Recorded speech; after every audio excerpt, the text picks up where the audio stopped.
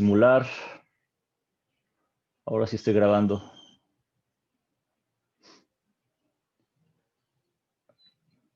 Buenos días, vamos a simular como que estamos empezando de nuevo porque no estaba grabando. Entonces, pues esto ya lo vimos la clase anterior.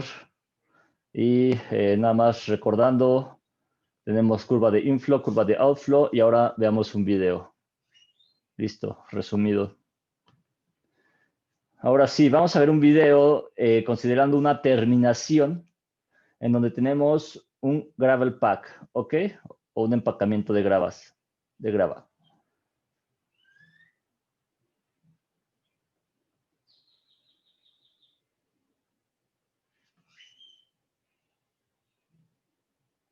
Tenemos el pozo, nos vamos al fondo. Este se usa, este tipo de empacamiento, este tipo de terminación se usa cuando tenemos formaciones deleznables, es decir, arenas que fácilmente que no están bien consolidadas y que puede haber migración de finos, ¿ok?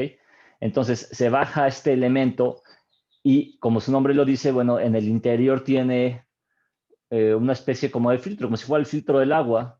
Los filtros de agua, estos que venden hoy en día, pues traen como esos filtros tipo como rocas, como si trajera arena. Sí, entonces, la función es la misma, básicamente.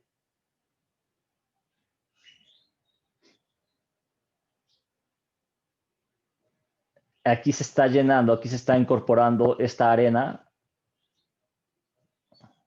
al elemento. Obviamente esa arena, pues, especial, o sea, con ciertas características que permiten simular una especie de permeabilidad. Sí, no es cualquier tipo de arena, tiene que tener ciertas características. Recuerden cómo era el apuntalante en perforación, bueno, en terminación.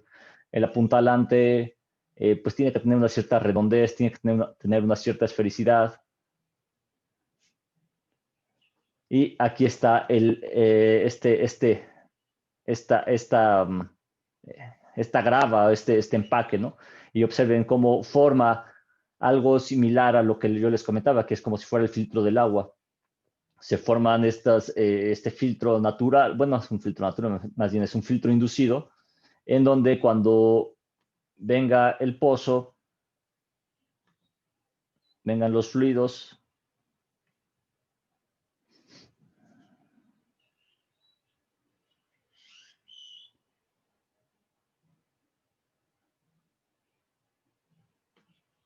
listo, ahora sí, ya la velocidad no es problema. Y no fue tan complicado, de hecho nada más le incrementé la memoria RAM y listo.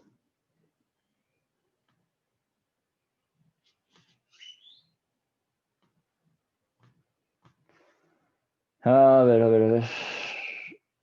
Aquí está el empaque. Vamos a ver.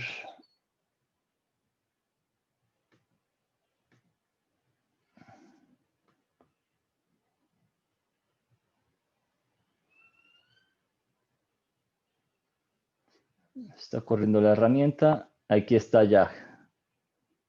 Así queda al final la terminación. Estos finos que estamos viendo aquí.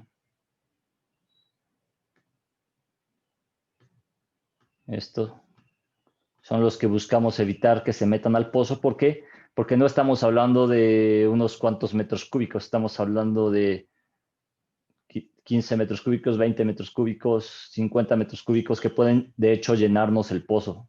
O sea, pueden llenar esos 3.000 metros de longitud que pudiera tener un pozo. Entonces, con esto evitamos que se filtren estos finos, que se queden en la formación y eh, empaque de grava pues los detiene. ¿Ok?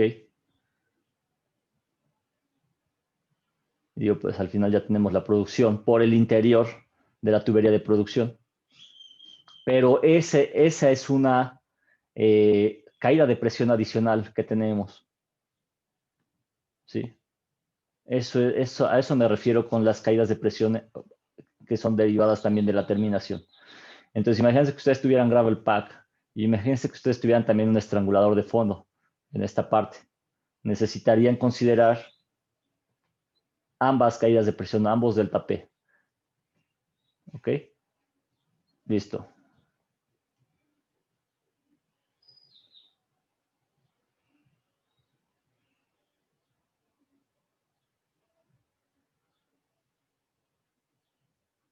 Y bueno, hay algunos modelos, los modelos que se utilizan matemáticamente, pues son diferentes modelos que permiten calcular esas caídas. Entonces nosotros lo vamos a ir viendo, pero la caída de presión total finalmente está dada por la delta P en el yacimiento.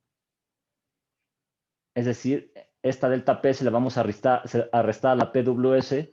Luego, aquí ya metemos lo que es la parte de terminación, metemos la delta P en la terminación si es que nosotros tuviéramos eso que les comenté, ese gravel pack. Tenemos la delta P en el pozo, ¿sí? Y tenemos la delta P en la línea de descarga. Y luego ya tenemos la presión del separador. La suma de todas estas delta P sería la caída de presión total. Si yo lo separara, yo dijera, ¿sabes qué? Ahora yo pongo el nodo solución en el fondo. Entonces, recordemos que sería PWS menos delta P del yacimiento y si consideramos la terminación, menos la delta P de la terminación. Y a la salida, el outflow, por eso tiene aquí un igual, sería la presión de separación del separador más la delta P. Observen esta ecuación que está aquí. ¿Se les hace familiar?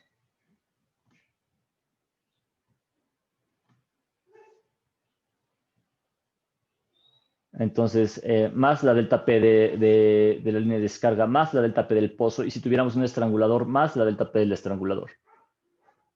Aquí se le hace familiar esta ecuación, la que le estoy marcando, y esta de aquí, y esta de aquí. Observen los componentes.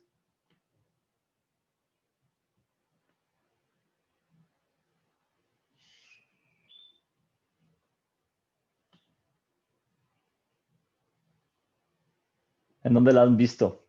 ¿En qué materia?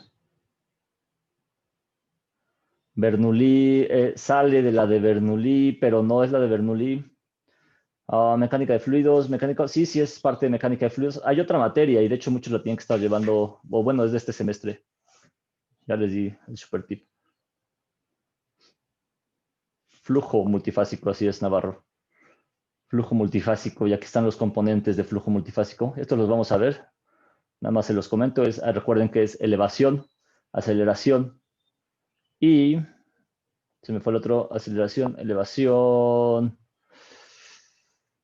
fricción, es correcto, fricción, aquí está. Fricción es esta. Aceleración es esta. Sí, y elevación es esta que incluso involucra el ángulo. Sí, entonces eso es la diferencial de presión en el pozo, diferencial de presión en la línea de descarga, ¿ok? Entonces, todos esos elementos, pues al final, lo que yo les comentaba, la parte de yacimientos se ve en productividad de pozos, la parte de terminación, bueno, pues se ve en la materia de terminación, efectivamente. Esto del delta P en el pozo y el delta P en la línea de descarga. Delta P en el pozo, vamos a ver una parte aquí en productividad de pozos. Y la delta P en la línea de descarga, eso pues al final lo ven en flujo multifásico. Pero ya como tal, a detalle, lo ven en flujo multifásico todo esto. Bueno, estas dos, la que es en el pozo y la que es en la línea de descarga. Y la del separador la ven en conducción y manejo de los hidrocarburos. O sea, como tal, en lo que es el diseño de separadores, diseño de presiones de separación, etcétera. ¿Ok? Para eso son esas materias. Y ahora hay otra materia que también ya llevaron que permite ver esto. Esto ya no me voy a meter tanto. Ahorita les digo cuál es la otra materia, nada más que lleguemos. Bueno, ya lo habíamos visto, ya lo tocamos rápidamente en la clase anterior y ya lo tocamos en el primer tema que vimos del semestre, ¿Qué compone el sistema integral de producción? Pues tenemos yacimiento, pozo, estrangulador, tubería de descarga, separador, equipo de procesamiento, tanques de almacenamiento, y todo esto ocasiona caídas de presión, ¿ok? Entonces, esto ya lo vimos en el video, es más fácil, más explícito, ¿ok? Entonces, bueno, al final son las presiones. En algunas partes también van a encontrar esta nomenclatura que es PWFS, que es S es de skin, y entonces es la presión o la caída de presión debido al daño, que esa sería también otra caída de presión adicional que se tendría que considerar. Sin embargo, nosotros la consideramos cuando ya hacemos la estimación del IPR, ¿sí? Entonces ya nos vamos a meter tanto en esto. Caídas de presión del sistema, esto ya lo vimos. Aquí ya es como tal el desglose. Acuérdense que no se tienen que aprender como tal esta que nosotros podríamos pensar que son como ecuaciones que dice PWS menos PWFS, PWFS menos PWF, o sea, no se las tienen que memorizar. En realidad tienen que ir viendo nada más de dónde a dónde va la presión y cuáles son las caídas, y ya recordando eso, o bueno, analizando eso con su sistema integral, pues pueden determinar cuál es la caída de presión que ocurre. ¿Sí? Pues entonces, no, esto ya lo vimos también en el video de la clase anterior. Y lo que les comentaba, la suma de todas las delta P,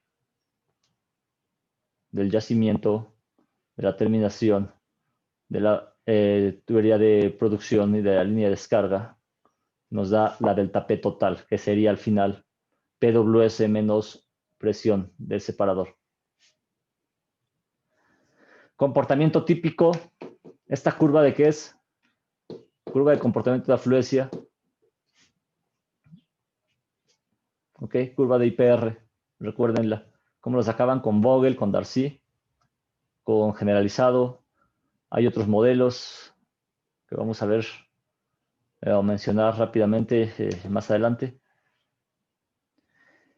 Si ustedes colocaran el nodo solución en la cabeza, entonces la curva típica sería esta que estamos viendo en color naranja, ¿sí? Eso sí tienen que aprender a diferenciar. Observen que esta curva ya no parte de la presión estática.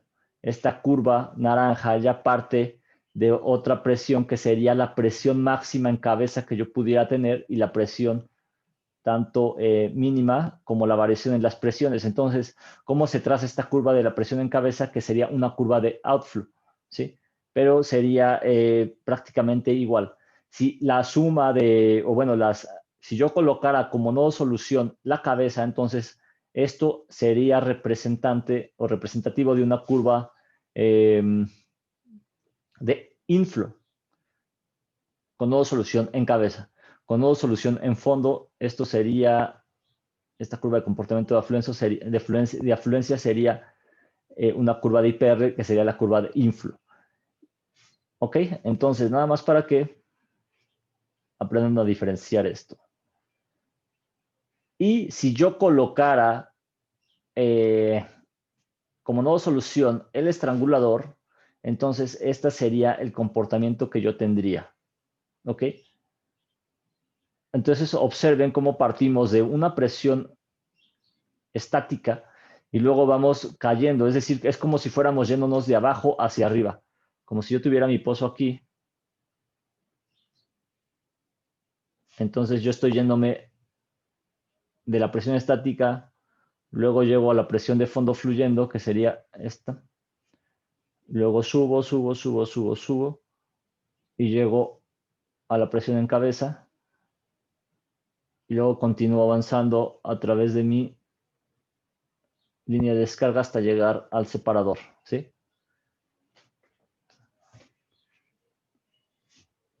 Ok, ahora sí. Vamos a llegar a esta otra materia que ustedes también ya vieron, que es la materia de propiedades de los fluidos. ¿Quién recuerda o quién me dice cuáles son los tipos de yacimiento que pueden existir o que estamos Ahí va la pregunta de nuevo. Con base en el tipo de fluido o de fluidos, ¿cuáles son los tipos de yacimiento que podemos tener?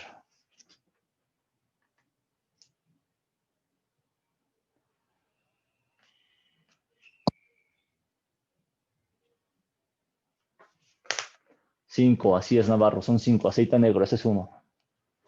Aceite volátil, 2. Gas y condensado, 3. Falta 1. No, faltan 2, perdón. Eric, gas húmedo, y Sebastián, gas seco. Así es.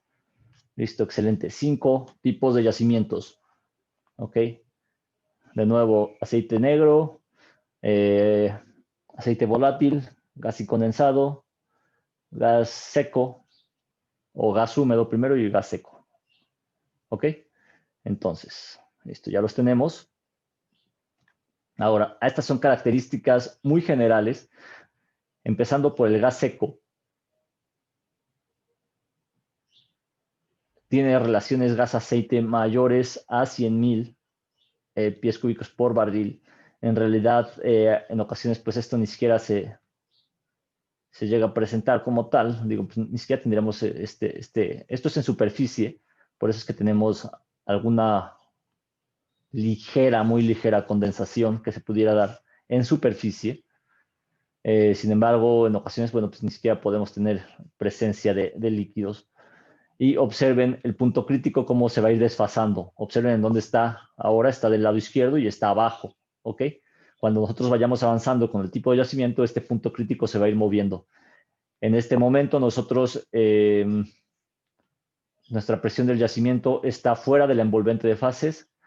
Cuando nosotros declinamos esta presión y comenzamos el proceso de producción, llegamos a la superficie y en todo momento nos mantenemos por fuera del envolvente de fases, es decir, en ningún momento vamos a tener alguna presencia de líquido, ¿sí?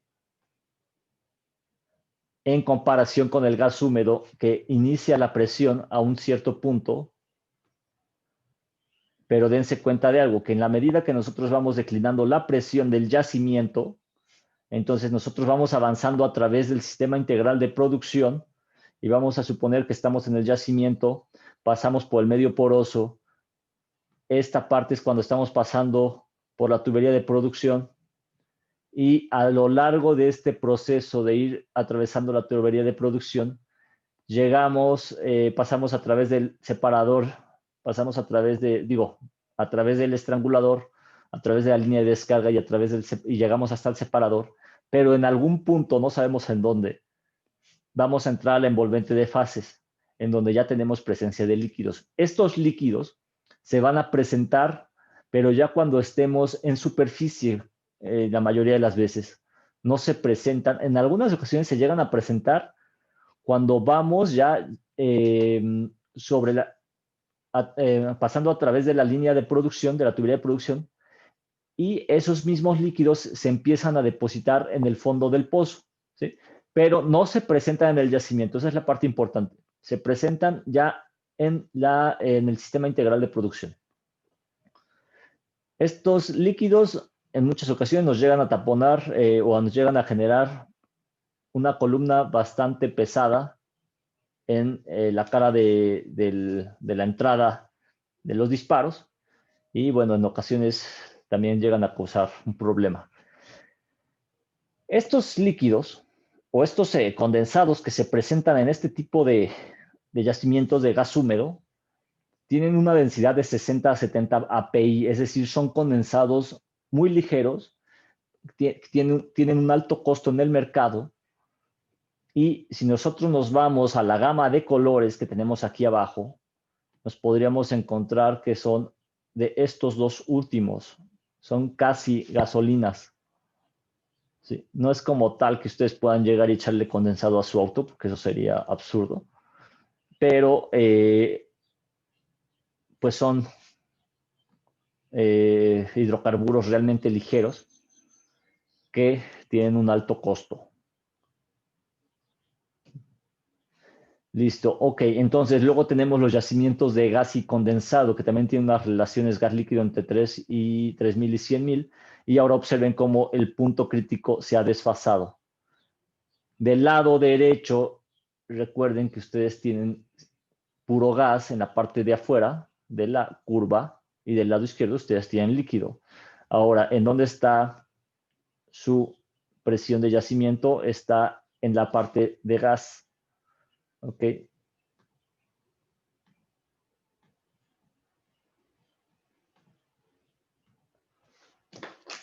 Esta parte de gas. Y entonces, al ir declinando la producción, entramos a una zona que le llamamos zona de condensación retrógrada. ¿Ok? Entonces, en esa zona de condensación retrógrada se forman líquidos o se condensan líquidos, pero estos líquidos, hay que entender esto, sí se forman en el yacimiento, dentro del yacimiento. Al formarse dentro del yacimiento, entonces, pues ya es imposible removerlos y también nos taponan o nos tapan muchas ocasiones nos generan una presión hidrostática que inhibe o detiene el flujo del yacimiento hacia el pozo. Entonces, pues este tipo de yacimientos de gas y condensado, la verdad es que demandan un reto tecnológico bastante alto para evitar que los condensados se queden en el fondo pues en el yacimiento. ¿Ok? Una vez que ya se pasa de esta presión de rocío, vamos a recordar que tenemos presión de rocío, presión de burbuja, esto es PB, esto es PR, y en este caso, al entrar a la presión de rocío, recordemos que es en donde aparece la primer partícula de líquido, la presión de burbuja es en donde aparece la primer partícula de gas, y bueno, entramos a la presión de rocío, y cuando volvemos a salir, pues volvemos a tener 100% gas. En ocasiones no se vuelve a salir y simplemente pues todo el tiempo nos quedamos con ese líquido en el yacimiento. Los condensados pues irían más o menos en esta gama de colores. Ok, perfecto. Yacimientos de aceite volátil. Observen cómo ya de irnos moviendo de la presión de yacimiento, de iniciar en este punto de acá muy a la derecha, ahora nos hemos ido desplazando hacia la izquierda hasta llegar al punto del lado izquierdo después del punto crítico. Y pues ahora sí, cuando ya empieza a declinar la presión del yacimiento hasta llegar a la PB, entonces ahora lo que aparece es gas, aparece la primera partícula de gas. Las relaciones gas-aceites ya son más bajas, como pueden observar, va entre 1000 y 8000, y la densidad también se va reduciendo. ¿Por qué? Porque vamos teniendo ya componentes más pesados.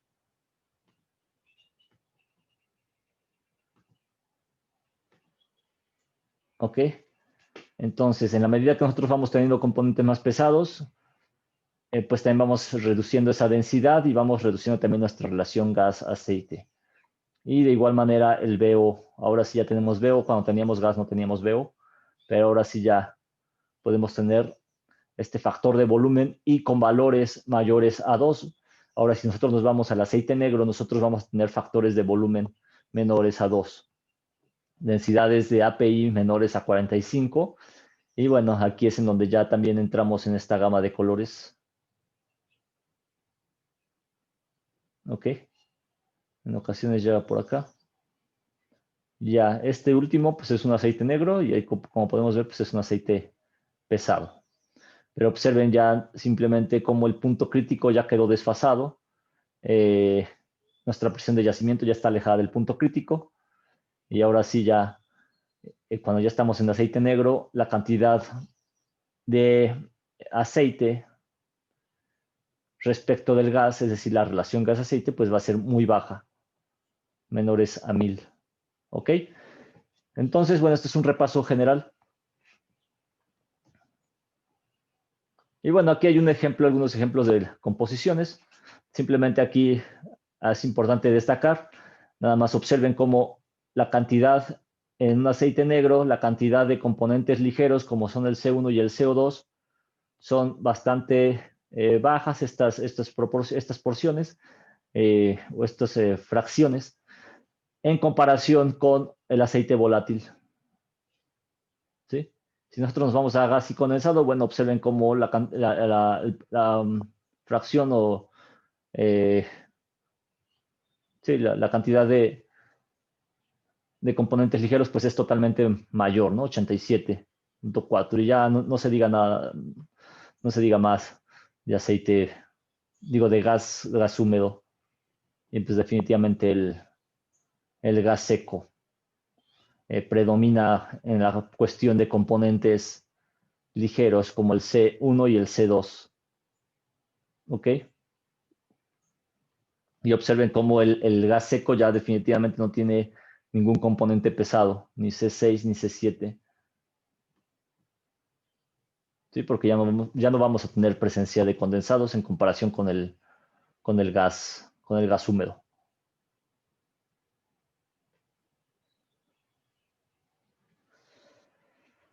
Listo, a ver, entonces, pregunta. A ver, Navarro, Sebastián y Eric. Ok, pregunta. ¿Cuáles son los experimentos PVT que conocen? ¿Y quién me explica al menos uno de ellos?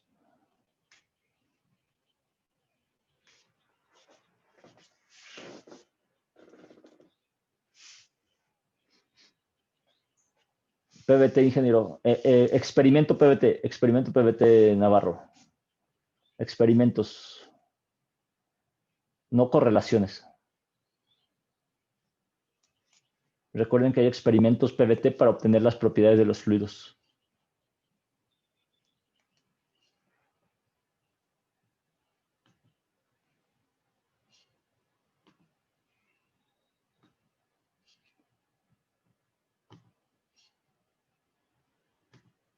¿Cuáles recuerdan? Ese es uno, liberación diferencial, Sebastián. Liberación diferencial es uno. Yo sé cómo funciona.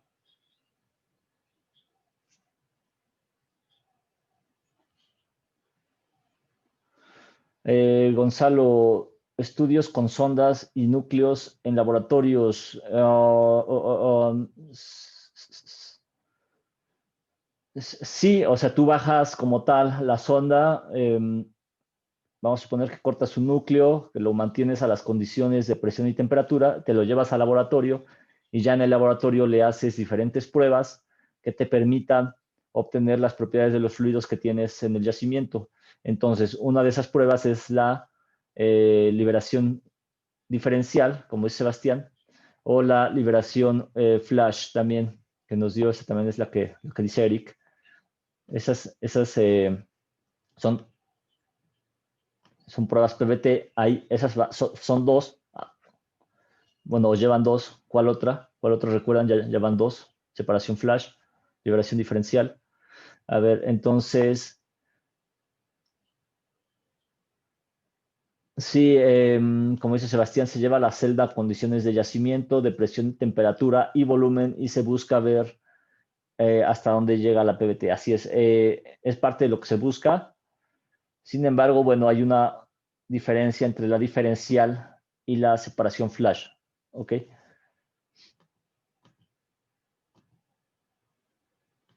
Ahora, faltan dos. ¿Cuál otro recuerdan?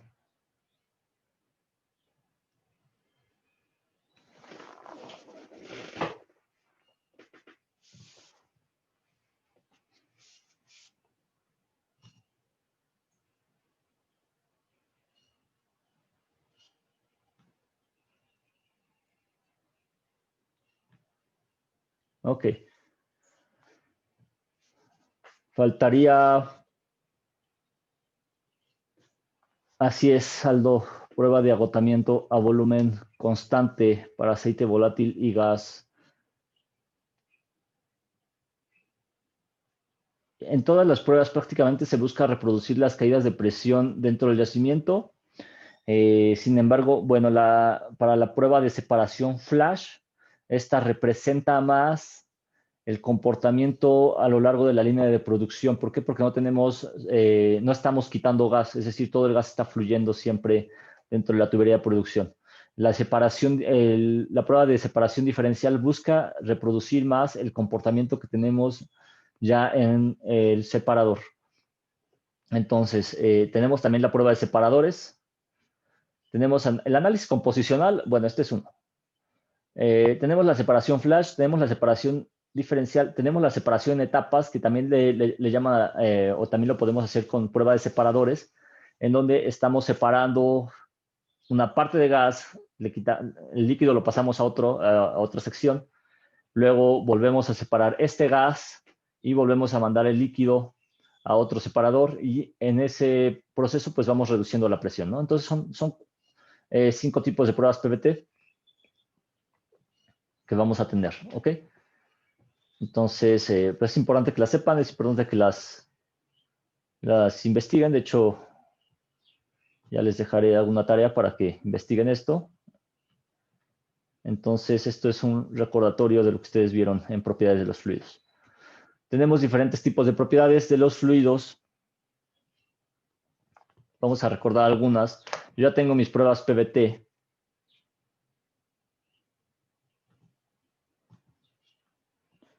¿Qué propiedades puedo obtener con estas pruebas PVT?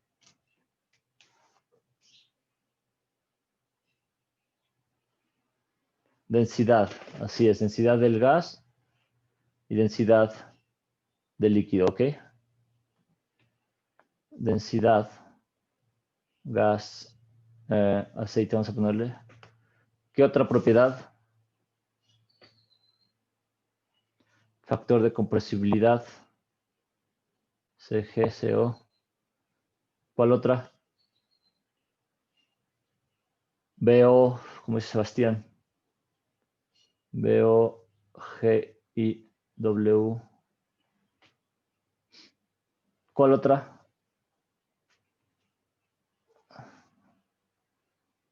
RS, así es, Aldo, RS. Una más.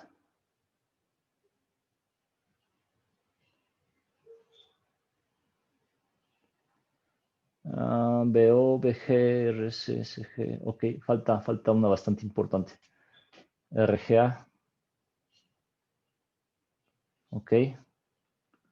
También podemos obtener la PB. Otra.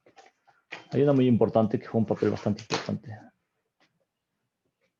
Bueno, todas juegan un papel importante, pero esa tiene mucho predominio en el cálculo de la fricción, por ejemplo.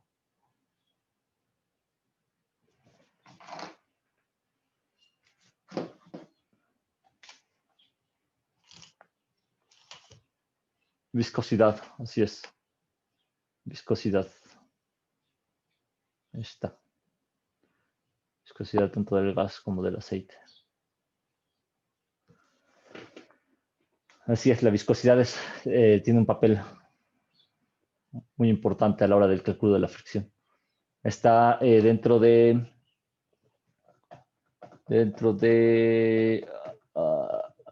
número de Reynolds, recuérdenlo. ¿Okay?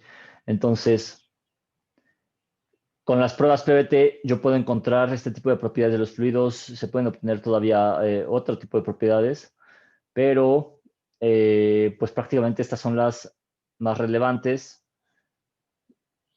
Como alguna vez les comenté, bueno, la densidad. Ahorita vamos a ver estas gráficas. Ahora una pregunta. Ahora sí.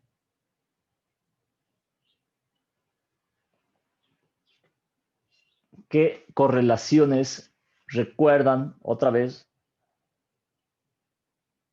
con las cuales se pueden calcular las propiedades PVT?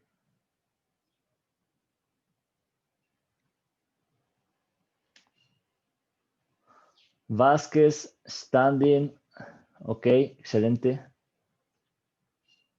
Vázquez, standing,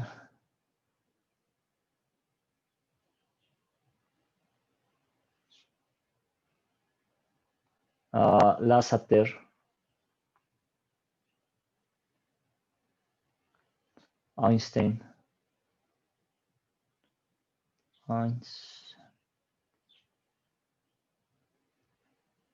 Einstein.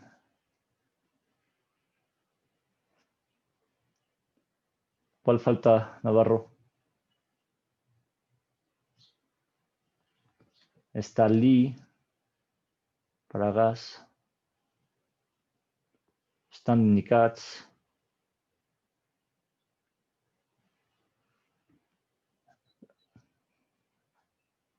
Bex.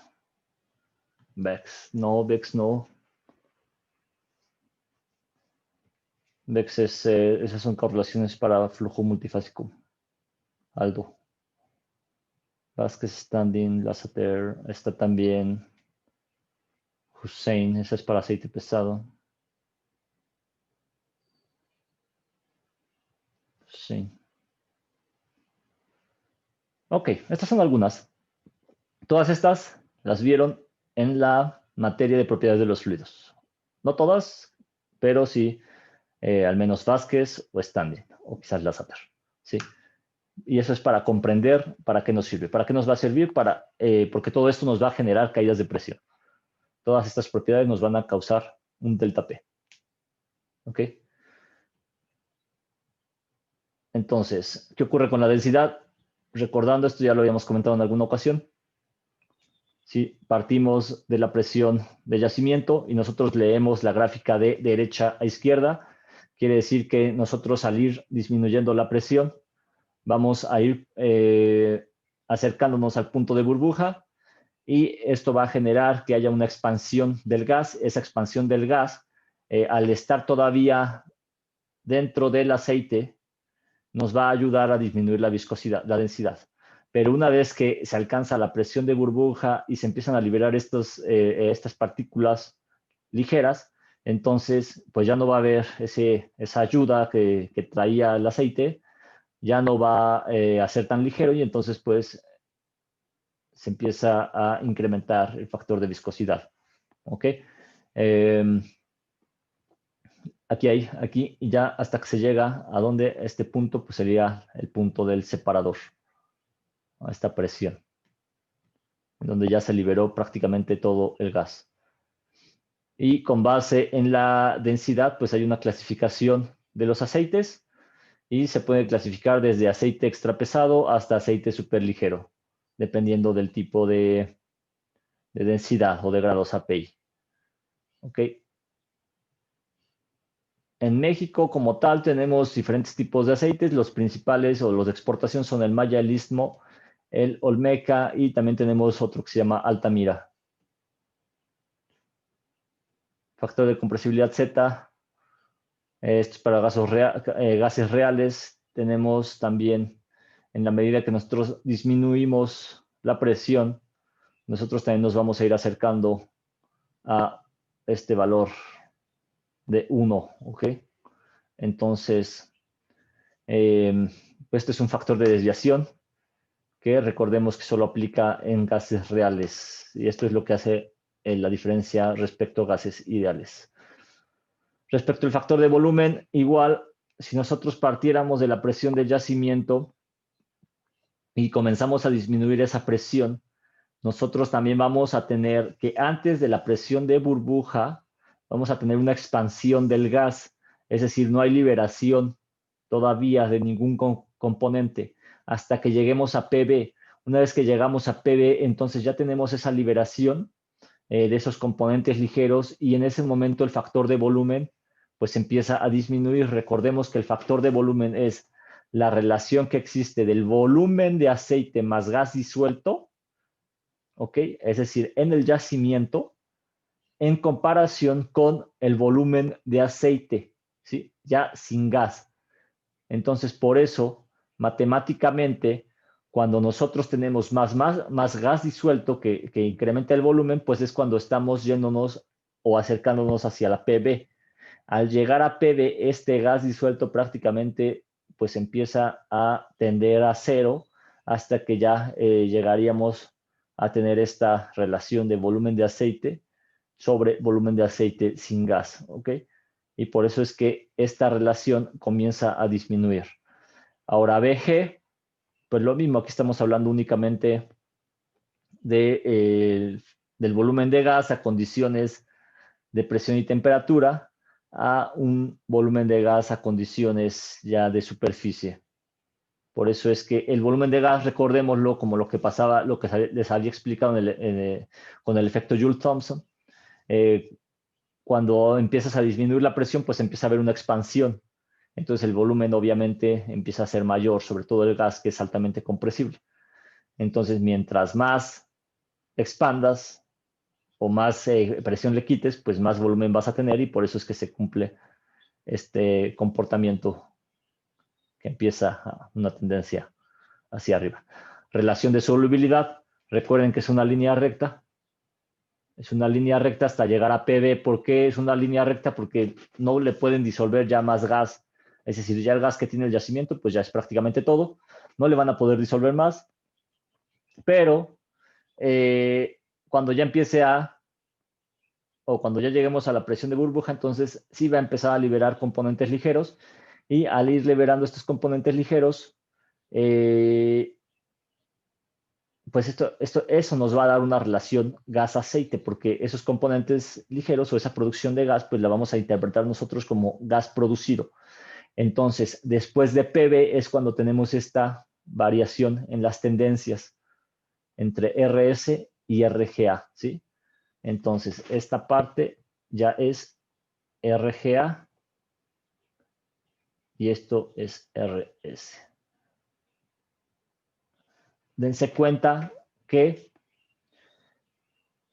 antes de PV o antes de alcanzar PV, RS y RGA son iguales. ¿Por qué? Pues porque todo el gas sigue disuelto en el aceite. Una vez que se alcanza PV, ya esto va a cambiar. ¿Ok? Entonces, nada más para que tengan eso. Y pues recordemos que esto se mide a condiciones de superficie o condiciones estándar.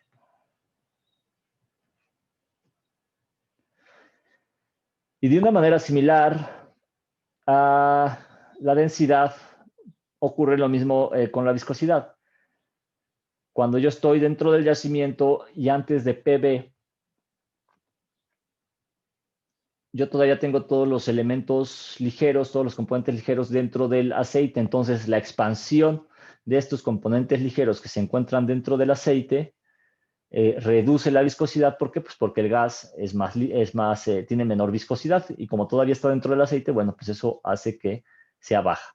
Una vez que se empiezan a separar estos componentes pesados y se empiezan a liberar, la viscosidad, estos componentes ligeros, cuando se empiezan a liberar, la viscosidad pues ya empieza a incrementar porque ya no tengo esa ayuda de lo que sería el C1 o C2, ¿ok? Entonces por eso es que se comporta similar a la viscosidad. Y ahora respecto a la viscosidad del gas, lo mismo ocurre. Cuando yo estoy, digamos, comprimiendo mucho ese gas dentro del yacimiento, pues tengo una viscosidad muy alta. ¿Por qué? Porque tengo las partículas muy pegadas. Pero cuando yo empiezo a liberar parte de esta presión y empieza a haber una expansión y una separación entre partículas de gas, entonces, pues la viscosidad va a la baja. ¿Ok? Eso es para el gas. Entonces, listo, a ver. Estos ya son algunos de los autores o de las correlaciones que vimos: Standing, Vázquez, Einstein, Lasater. Aquí es importante nada más destacar que, bueno, cada uno de estos autores realizaron correlaciones empíricas. Estas correlaciones empíricas se basan de experimentos con diferentes tipos de aceite. ¿Sí? Estos tipos de aceite pues fueron obtenidos de diferentes partes del mundo. Standing se basó de tipos de aceite de California. Entonces, sus propiedades y sus correlaciones están enfocadas en condiciones similares a las que tenían los aceites de California. Vázquez, por ejemplo, utilizó campos de todo el mundo. Einstein utilizó valores de campos, o bueno, aceites de campos del Mar del Norte. ¿Ok? Entonces, y Lassater utilizó aceites de Canadá, Estados Unidos y América del Sur. ¿Por qué es importante esto? Porque todos los aceites son diferentes. Nunca van a encontrar un campo que sea totalmente igual, que tenga las mismas características. ¿Hay campos análogos? Sí, sí los hay, pero nunca van a tener las mismas características. Entonces, todas las correlaciones, hacer correlaciones empíricas, tienen límites. No pueden ser aplicables en todo momento. Es decir, que cuando ustedes seleccionen la correlación, tienen que fijarse bien para qué tipo de aceite fue realizada y cuáles son los límites de esas correlaciones. ¿Ok? Aquí hay un resumen de propiedades PBT. Esto es sencillo, nada más.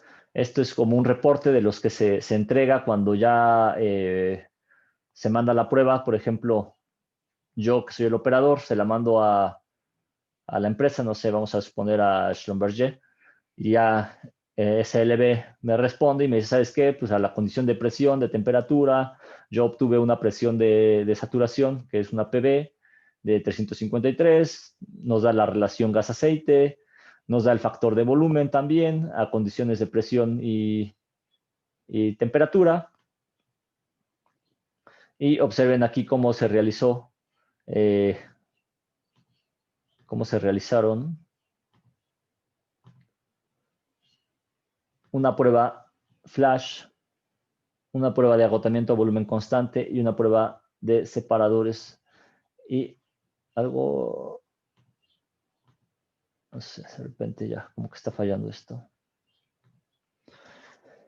Y observen cómo el veo pues se obtiene de diferentes pruebas y ya de ahí, a partir de ese veo que se obtiene de diferentes pruebas, pues se sacan diferentes relaciones de cuál es la variación que podría tener el veo. Observen que este veo para pruebas de separador está en 2.2, pero para un flash, una separación flash está en 2.5.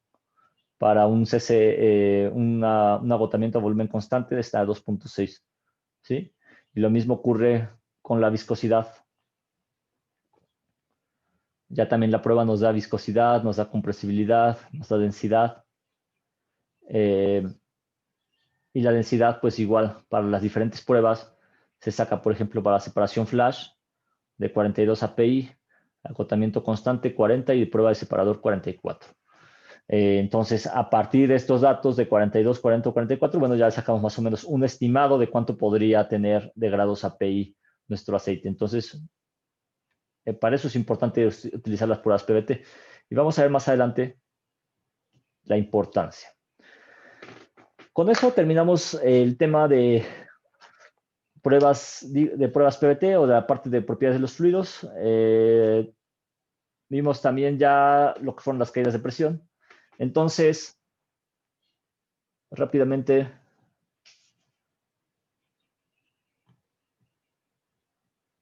¿quién me da un resumen de lo que fueron las propiedades de los fluidos, el tema de las propiedades de los fluidos? Levante la manita, puede participar de viva voz.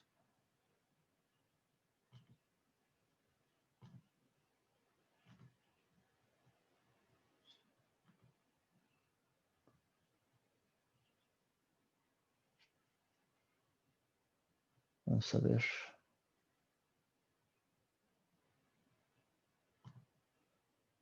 Vamos a ver. ¿A quién tenemos por acá?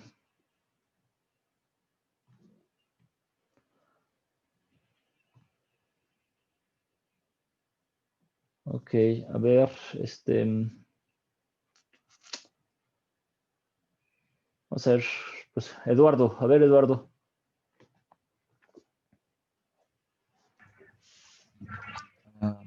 Primero vimos los análisis PBT que hay. Ok.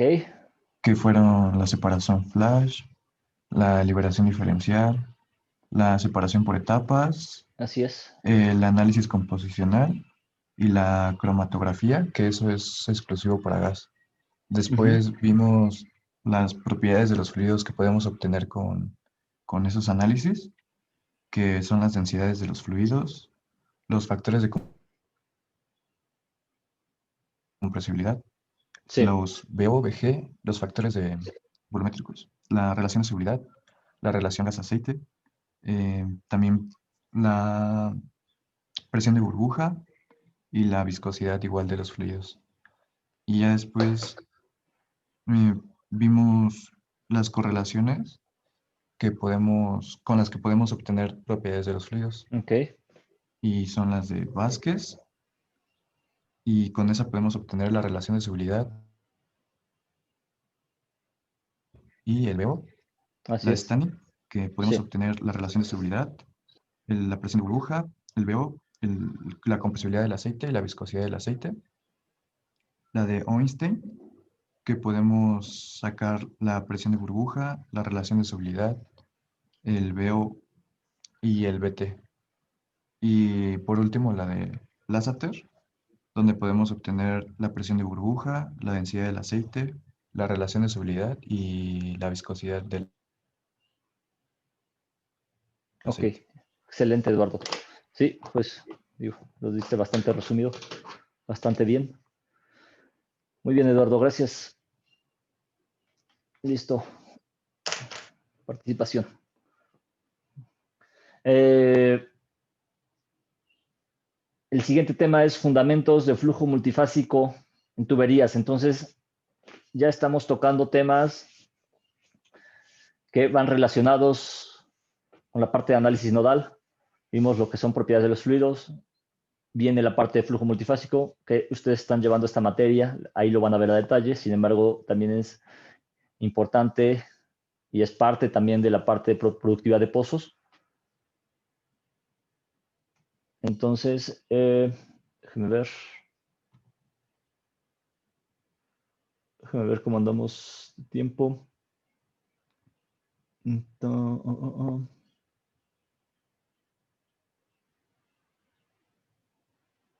Vamos a ver brevemente esto. Ok, entonces ya cambiando de tema, ahora vamos a entrar a lo que son el flujo multifásico a través de tuberías. Entonces, prácticamente el concepto aquí es, lo que yo ingreso es igual a lo que yo saco en la parte de materia, ¿no? Yo meto una libra masa, yo saco una libra masa. Sin embargo, si yo a lo largo del proceso de producción coloco, por ejemplo, un intercambiador de calor o coloco una turbina, entonces yo a esa libra masa le voy a cambiar la densidad, le voy a cambiar la velocidad y le voy a cambiar la presión, ¿sí? Entonces, yo puedo cambiar estos datos, ¿por qué? Porque agrego trabajo, ¿sí? O agrego calor o disminuyo calor. Entonces, al hacer estas variaciones, bueno, entonces puede haber un cambio en estas propiedades, ¿ok? Ahora, yo meto una libra, pero saco una libra más. Yo meto otra y saco otra. Vamos a ver esta. Y yo meto otra más y saco otra más, ¿no? Es decir, lo que yo ingreso es igual a lo que yo saco. Entonces, prácticamente hay un balance de energía, ¿ok? Entonces, vamos a recordar que la ecuación general de energía nos va a dar en una tubería, la ecuación en una tubería y lo que nos va a dar el gradiente total, el gradiente de presión total en esta tubería va a ser la composición de tres elementos principales. El primer elemento va a ser la elevación, ¿sí? La elevación, pues prácticamente se refiere a en dónde estoy yo posicionado, es decir, si yo estoy en el fondo del pozo, pues yo tengo que llevar los fluidos desde el fondo hasta la superficie. Entonces, como habíamos visto, llevar estos fluidos desde el fondo hasta la superficie es bastante complicado y eso me genera un gradiente por elevación. Pero también tenemos que vencer la aceleración gravitacional. Entonces tenemos un gradiente por aceleración, ¿sí? Es este otro gradiente. Y como nosotros estamos fluyendo a través de una tubería, entonces las paredes de esta tubería van a generar un efecto de fricción. Y entonces también tenemos un gradiente por fricción. Entonces al final tenemos un gradiente total, que es el gradiente total va a estar dado por la caída de presión por elevación, más la caída de presión por aceleración, más la caída de presión por fricción. La suma de estas tres nos va a dar el gradiente total, es decir, el delta P que yo busco en la tubería de producción que habíamos visto, va a estar dado por estos tres elementos, ¿ok? Ahora bien, ya tengo ese gradiente de presión total. Entonces, si yo este delta P de L lo desglosara, ¿sí? Es decir, ya lo expresara matemáticamente, entonces yo lo podría ver de esta manera.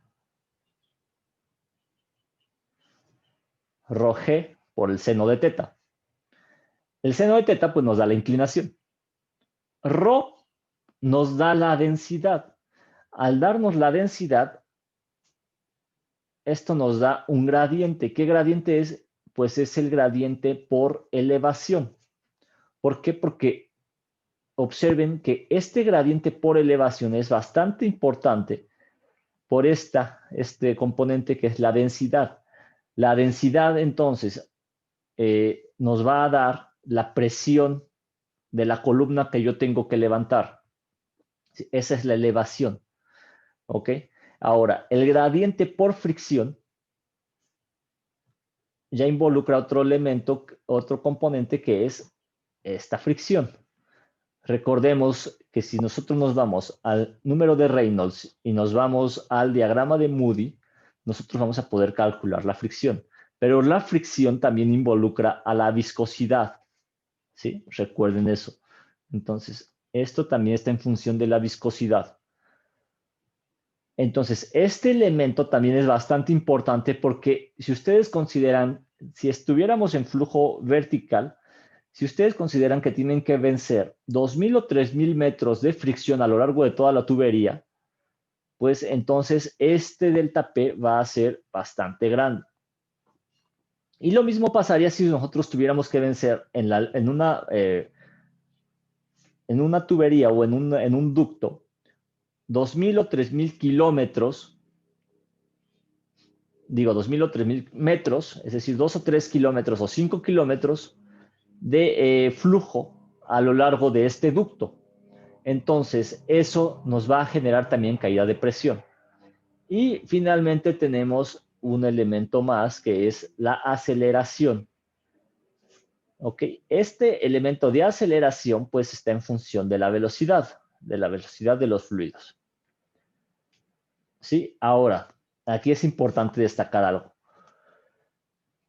O más bien, ustedes entendiéndolo así.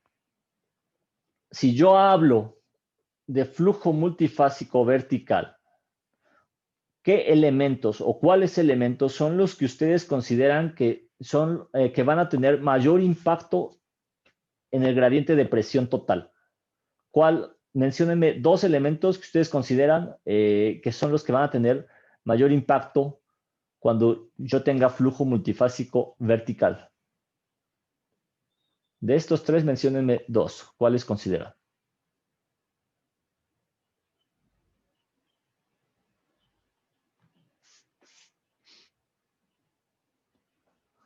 Eduardo, debido a la fricción, sí, ese es uno. Y Yasmín, por fricción, así es, Eduardo, por elevación. Y Blanca igual, por elevación. Gradiente de presión por elevación, por fricción y por elevación. Entonces, para flujo multifásico vertical, vamos a tener que va a ser delta P de L por elevación más delta P de L por fricción. Y para el flujo multifásico horizontal, ¿cuáles elementos consideran que son los más, que tienen mayor impacto en la caída de presión?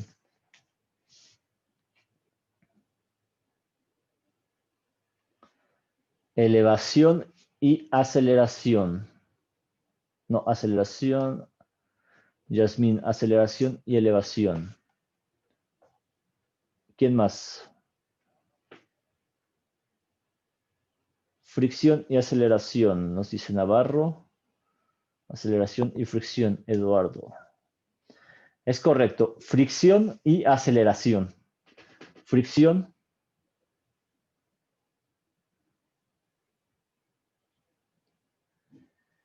Fricción y delta P.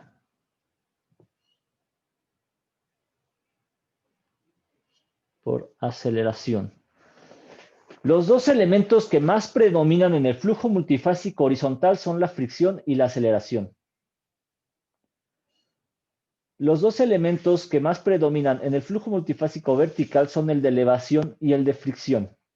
Y pues se desprecia el de elevación, digo el de aceleración. En el flujo multifásico vertical se desprecia el de aceleración. ¿Por qué? Porque es muy bajo en comparación con el de elevación y con el de fricción. En el flujo multifásico horizontal, nosotros despreciamos el de elevación. ¿Por qué? Porque pues ya no tenemos que levantar esos 2.000 o 3.000 metros de columna de fluido, sino que simplemente nosotros ya estamos en el flujo multifásico horizontal, ya estamos en la superficie, y lo que sí podemos tener pues son cambios en la elevación, pero ¿cuánto podremos tenerlo? ¿5 metros? ¿10 metros? ¿15 metros? En algún punto sí nos generan pequeñas caídas de presión, sí van a ser relevantes ya cuando lo vean operativamente, pero no es lo mismo que si yo tuviera que levantar toda la columna de 1.000 metros o 2.000 metros. ¿Ok? Y entonces, ¿qué juega un papel importante? Pues la aceleración y la fricción que también yo voy a tener durante el flujo. ¿Ok? Entonces, eso considérenlo mucho, eso no lo olviden, estos dos elementos.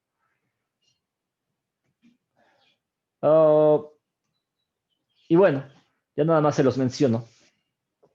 Cuando nosotros estamos produciendo, cuando ya estamos a lo largo del proceso de producción en el sistema integral, nosotros vamos a tener diferente comportamiento entre las fases de los fluidos que estamos produciendo. Y este comportamiento se va a presentar por diferentes factores.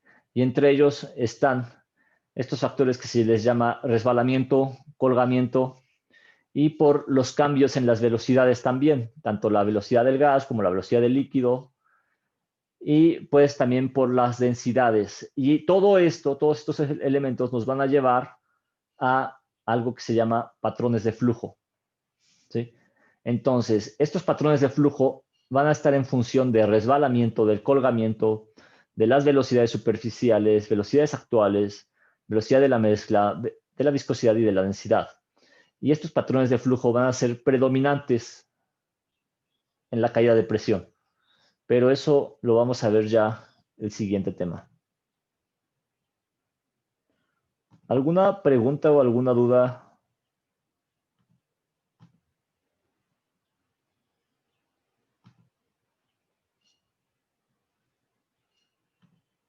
Ok.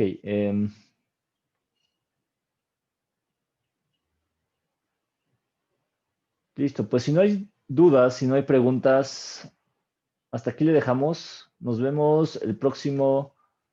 A ver, permítanme. Sebastián, tengo una duda. También se obtiene de las propiedades el Word. Era del tema pasado. Sí, el Word es la relación agua-aceite.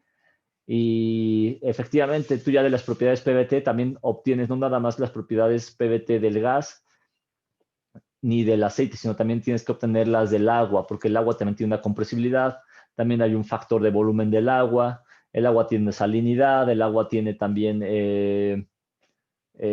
también componentes, se me acaban de ir, se me fue el nombre, bueno, pero el agua tiene diferente composición también, hay algo que le llamamos agua dura, eh, entonces también se necesita obtener esta composición de agua Y a partir de ahí, bueno, pues también obtienes la relación agua-aceite. Y la relación agua-aceite, pues es cuánto produces de agua por lo que produces de aceite. Si tú tienes, por ejemplo, 10 barriles de agua por 1 de aceite, pues vas a tener una relación agua-aceite de 10. Y esto va mucho en función del corte de agua también. ¿Sí? Entonces, no sé si esto responde a tu pregunta, Sebastián. Ya. Perfecto. Entonces, si no hay más dudas, si no hay más que decir, nos vemos el próximo lunes. Ah, por cierto, nada más, siempre me equivoco luego en mandar el mensaje. En vez de hacerlo en el de planeación, lo hago en el de productividad de pozos. Eso pasa, ya saben, cuando uno tiende a 2 amos, con uno queda mal. En fin, no hay mucho que decir. Cuídense, que tengan un buen día. Hasta luego, profe. Chao.